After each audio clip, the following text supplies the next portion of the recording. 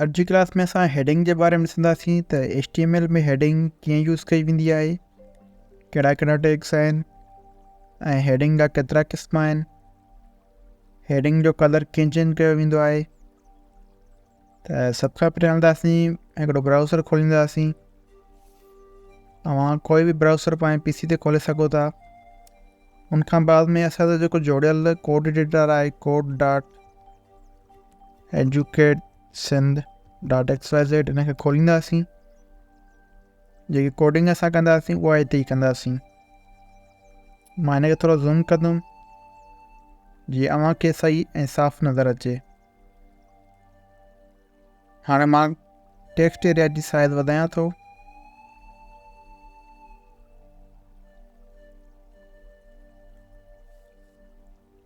त HTML जे structure वारी class में अव्हां सभिनी खे असां ॿुधायो हुयो त HTML में ओपनिंग ऐं क्लोज़िंग टैग थींदो आहे।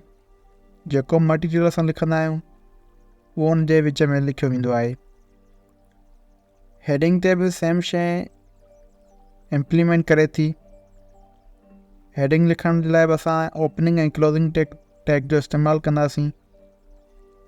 जीअं त पाण लेस देन जी साइन ॾींदासीं ऐं हेडिंग खे उहो टैग इस्तेमालु थींदो आहे उहो आहे H1 ऐं पाण ग्रेटर देन जी साइन ॾींदासीं।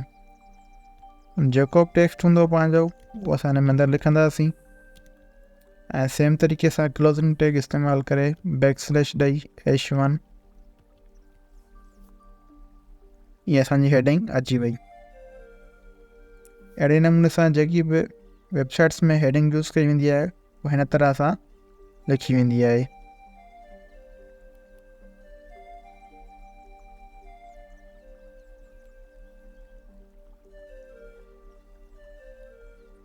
ऐं 3 हेडिंग्स अची चुकियूं आहिनि। हाणे ॾिठो वञे त हेडिंग जा घणा क़िस्म थींदा आहिनि।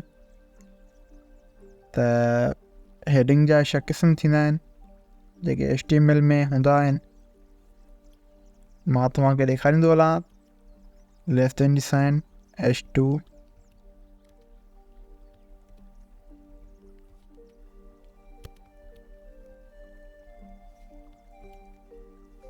ये तव्हां ॾिसी सघो था हेडिंग 1 जी साइज़ थोरी वॾी आहे ऐं हेडिंग 2 जी जेकी आहे थोरी नंढी आहे। अहिड़े नमूने सां असां हेडिंग H3 बि इस्तेमालु करे सघूं था।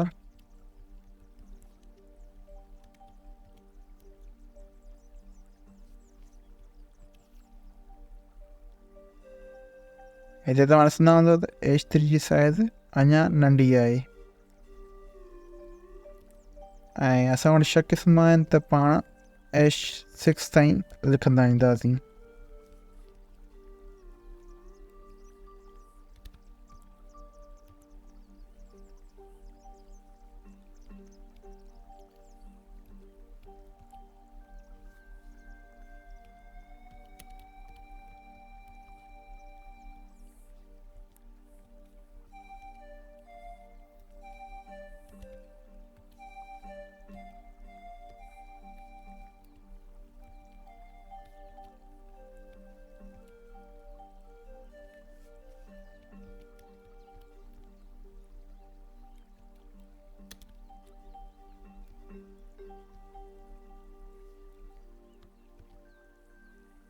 त पेज वारे सेक्शन में हलूं त अव्हांजे साम्हूं ई नज़र ईंदो हूंदो H1 जी साइज़ ऐं H6 जी साइज़ में केतिरो डिफरेंस आहे, उहो केतिरी नंढी थी चुकी आहे।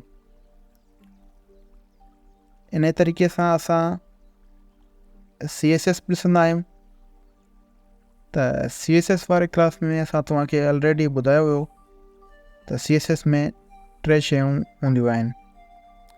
हिकिड़ो सिलेक्टर जेको HTML खे सिलेक्ट कंदो आहे जंहिंखे असांखे स्टाइल ॾियणो पवंदो आहे। त फ़िलहालु मां H3 खे स्टाइल ॾियणु थो चाहियां त मां H3 जो सिलेक्टर लिखंदुमि ऐं मिडिल ब्रैकेट्स ॾेई उन जे विच में असांखे CSS लिखणी हूंदी आहे। त सभ खां पहिरियां हिते असां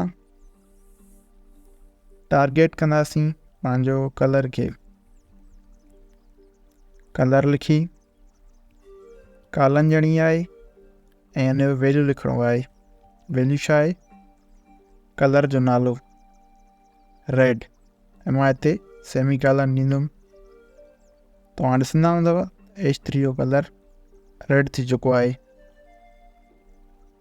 हाणे सेम तरीक़े सां असां H1 खे कलर ॾियूं। ही मां सिलेक्टर ॾिनो, H1 खे सिलेक्ट कयुमि ऐं सिलेक्ट कलर, ही कलर लिखियुमि ऐं पंहिंजो हिते कलर मां लिखियुमि येलो।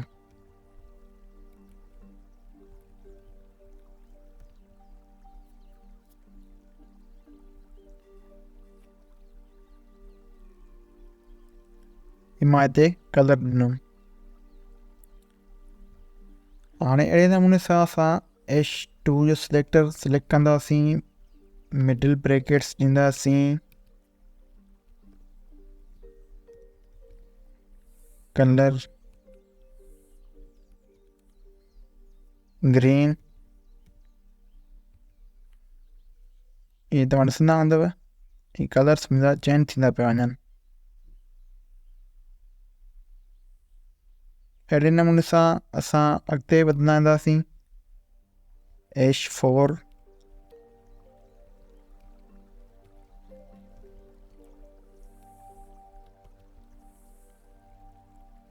ऐं हिते मां पंहिंजो लिखंदुमि ग्रे।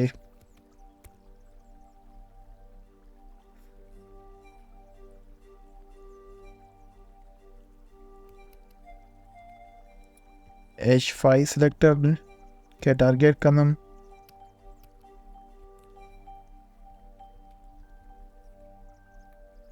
कलर हिते असां कोई बि कलर लिखी सघूं था, जीअं मां पिंक पियो लिखां।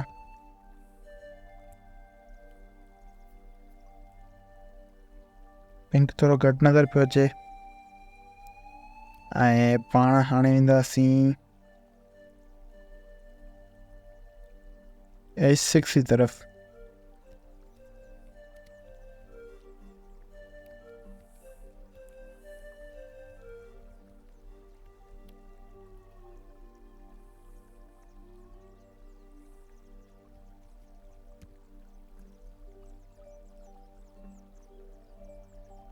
ये असांजा सभु कलर अची चुका आहिनि हर हिकु हेडिंग जे मथां। त तमामु सिंपल ईज़ी आहे हेडिंग ॾियणु HTML में। ऐं हीअ असांजो जेको कलर्स वारो कोड आहे उहो हीअ आहे, जेको असां कलर जो CSS लिखियो आहे उहो ई आहे। तव्हां ॾिसो ही इम्प्लीमेंट कयो, प्रैक्टिस कयो। ही कोड रीडर जेको असां तव्हांजे लाइ ठाहियो आहे इन खे यूज़ कयो। तमामु सिंपल आहे। ऐं हीअ जेके बटन्स आहिनि हिन में लॻियल मथां वारा, इहे असां नेक्स्ट ईंदड़ क्लासिस में पढ़ंदासीं। ऐं फ़िलहालु तव्हां सिर्फ़ु ऐं सिर्फ़ु ज़ूम इन ऐं ज़ूम आउट वारा बटण यूज़ कयो। ऐं बाद में जेके मथियां बटण आहिनि इहे बि असां यूज़ कंदासीं। ऐं बाक़ी ही बटण जेके लॻियल आहिनि इहे बि असां यूज़ कंदासीं।